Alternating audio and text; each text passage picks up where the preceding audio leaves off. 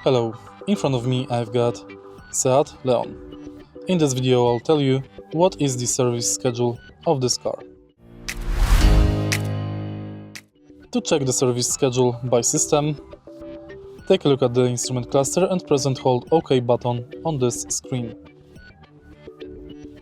Now go to service menu, service, and the service inspection is recommended after 30,000 kilometers and for oil after 15,000 kilometers.